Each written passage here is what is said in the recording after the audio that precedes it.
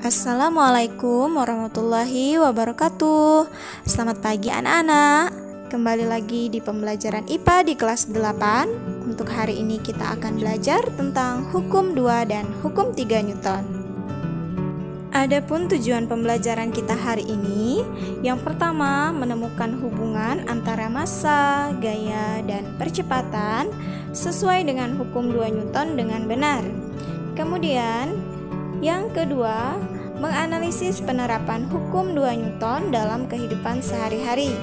Kemudian yang ketiga, menggambarkan gaya aksi-reaksi yang bekerja pada benda dengan benar.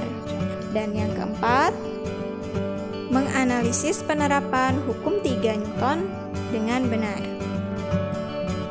Hukum 2 Newton menyatakan bahwa percepatan gerak benda sebanding dengan total gaya yang bekerja pada benda dan berbanding terbalik dengan massa benda. Selanjutnya, coba kalian perhatikan gambar berikut. Ada gambar 1, 2, dan 3. Kita bandingkan dulu gambar 1 dan gambar 2. Untuk gambar 1 dan 2, kereta masing-masing didorong dengan gaya yang besarnya sama. Kalian lihat penunjukan panah pada gambar 1 dan 2 untuk gaya yang berwarna kuning itu panjangnya sama. Berarti gaya yang digunakan untuk mendorong kereta 1 sama dengan gaya untuk mendorong kereta 2. Tapi kita lihat perbedaan dari kereta 1 dan 2 tersebut dulu ya. Kereta 1 itu kosong, tidak ada isinya. Sedangkan kereta 2 ada diisi beberapa barang. Otomatis massa pada kereta 1 lebih kecil daripada massa pada kereta 2. Jadi otomatis ketika kalian mendorong kereta yang ada isinya dengan yang tidak ada isinya, otomatis lebih cepat kalian mendorong kereta yang tidak ada isinya.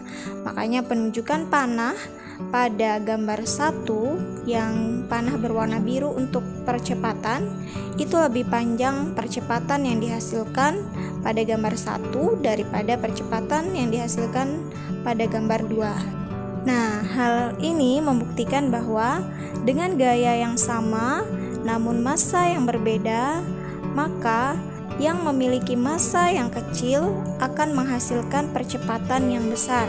Sedangkan yang massanya lebih besar, percepatan yang dihasilkan akan lebih kecil. Sehingga percepatan dan massa itu memiliki hubungan berbanding terbalik. Semakin massa diperbesar, maka percepatannya akan menjadi lebih kecil. Dan begitu pula, semakin massa diperkecil, maka percepatannya akan diperbesar.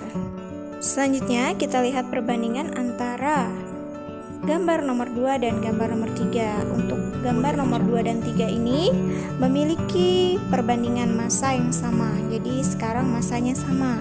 Namun kereta ini masing-masing didorong dengan gaya yang berbeda. Coba kalian lihat penunjukan gaya pada gambar 2 dan gambar 3. Lebih panjang gambar yang 3. Dia lebih kuat mendorongnya, lebih besar gaya untuk mendorong pada gambar 3 dibandingkan pada gambar yang 2. Kita lihat percepatan yang terbentuk. Kereta 2 didorong dengan gaya yang lebih kecil daripada kereta 3, menghasilkan percepatan yang lebih kecil dibandingkan dengan percepatan pada kereta 3. Nah, hal ini membuktikan bahwa hubungan gaya dan percepatan itu sebanding. Makin besar gaya yang kita buat untuk mendorong, makin besar pula percepatan dari benda tersebut. Nah, dari hubungan-hubungan tadi, secara matematis, hukum 2 Newton dirumuskan dengan A sama dengan jumlah gaya dibagi massa, atau A sama dengan sigma F per M, di mana A itu adalah percepatan dengan satuannya meter per sekon kuadrat. Kemudian sigma F adalah resultan gaya dengan satuan Newton. Kemudian M adalah massa dengan satuan kilogram. Penerapan hukum 2 Newton dalam kehidupan sehari-hari. Ketika mendorong meja yang massanya lebih ringan, tentu akan menjadi lebih cepat bergerak dibanding kalian mendorong lemari yang massanya lebih besar. Ketika mendorong mobil yang sedang mogok akan bergerak pelan jika dilakukan sendirian. Namun, kalau kalian bersama-sama mendorong mobil itu, tentu dia akan bergerak lebih cepat. Nah, contohnya seperti pada gambar ini. Ada 3 gambar, kalian perhatikan. Pada gambar pertama, ada 1 orang saja yang mendorong. Tentu akan sulit untuk bergerak mobil itu. Nah, pada gambar kedua, ada 5 orang ternyata yang mendorong mobil. Nah, tentu gaya yang dihasilkan lebih besar. Orang yang berlima mendorong daripada orang yang sendirian. Nah, kemudian gambar ketiga, mobilnya didorong dengan bantuan gajah. Tentu semakin banyak dan semakin besar gaya yang digunakan untuk mendorong suatu kendaraan ini, tentu akan lebih mudah bergerak kendaraan tersebut.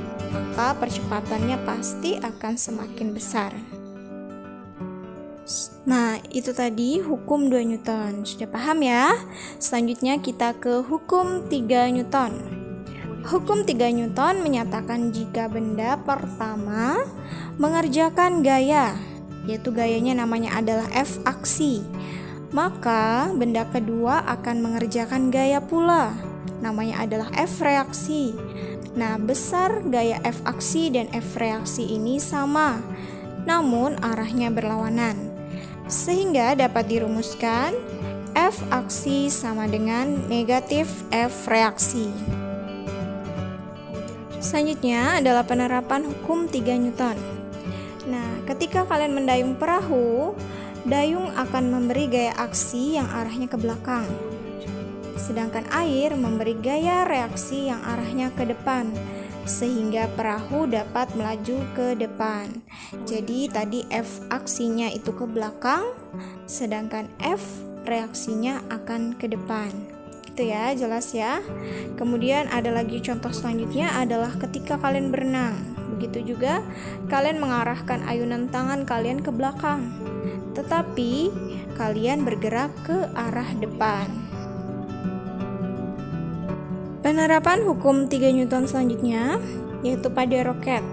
Roket memberikan gaya aksi yang sangat besar kepada gas dengan mendorong gas keluar, dan gas tersebut memberikan gaya reaksi yang sama besar dengan mendorong roket ke atas.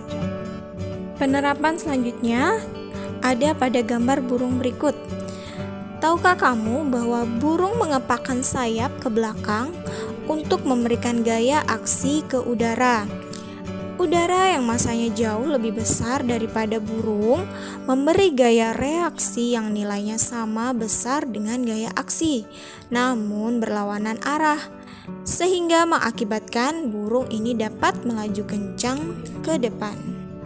Jadi, kalau kalian lihat pada gambar, gaya dorong sayap ke bawah itu disebut dengan F aksi, sehingga udara akan memberikan gaya angkat pada burung yang arahnya ke atas, yang disebut dengan F reaksi.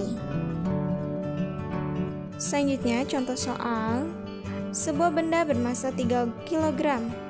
Ada 3 buah gaya yang bekerja. Ada F1 sama dengan 30 Newton, F2 sama dengan 20 Newton, dan F3 sama dengan 20 Newton. Tentukanlah percepatan dan arah pergerakan benda.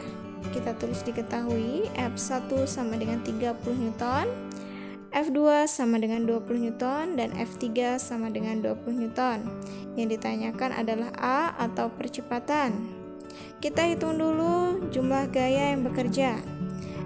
F1 dan F2 itu searah, sehingga kita jumlahkan F1 dan F2, kemudian dikurang dengan F3. Kenapa dikurang? Karena F3 ini tadi arahnya ke sebelah kiri, sehingga 30 Newton ditambah 20 Newton dikurang 20 Newton hasilnya adalah 30 Newton.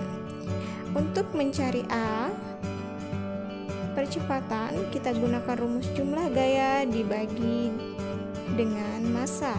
Jumlah gaya tadi kita dapatkan adalah 30 Newton bagi 3 sama dengan 10 meter per sekon kuadrat, dan benda ini bergerak ke arah kanan. Selanjutnya, silakan kalian kerjakan soal nomor 1, di mana ada benda bermassa 5 kg, kemudian ada dua gaya yang bekerja pada benda, ada F1 sama dengan 15 Newton ke arah kiri, dan F2 sama dengan 35 Newton ke arah kanan. Kemudian kalian disuruh menentukan percepatan dan arah gerak benda.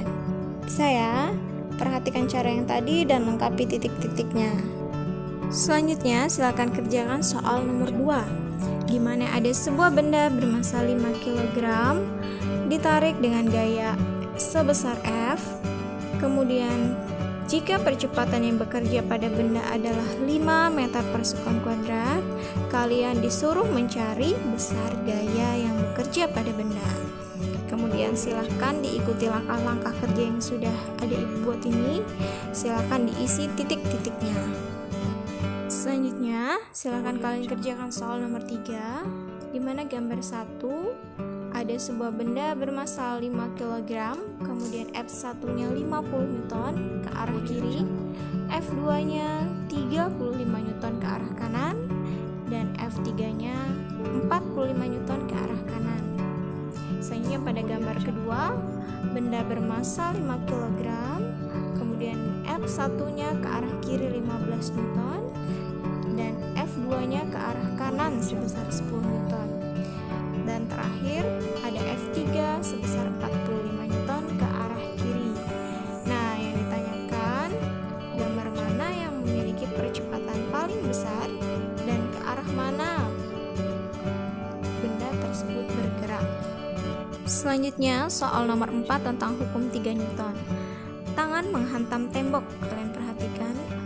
Jadi, dia memberikan gaya aksi yang berwarna hitam kepada tembok yang ini. Kemudian tembok akan memberi gaya aksi yang berwarna merah kepada tangan. Kemudian, isilah gambarkan gaya aksi dan reaksi pada soal bagian A dan B. Kemudian jelaskan deskripsinya juga pada titik-titik tersebut. Kemudian gambarkan juga aksi dan reaksi untuk soal 4C dan berikan deskripsi pada soal. Nah, demikian tadi Ibu sudah sampaikan materi tentang hukum 2 dan 3 Newton. Kemudian Ibu juga sudah memberikan soal sebanyak 3 soal untuk soal hukum 2 Newton, dan ada 3 soal juga untuk hukum 3 Newton. Yang tadi 1-3 itu hukum 2 Newton, dan soal 4A, B, C itu untuk hukum 3 Newton. Nah, demikian tadi pembelajaran kita pada hari ini. Yang sudah nonton, jangan lupa subscribe, like, komen, dan share ke teman-temannya. Terima kasih. Ibu akhiri pembelajaran kita hari ini. Assalamualaikum warahmatullahi wabarakatuh.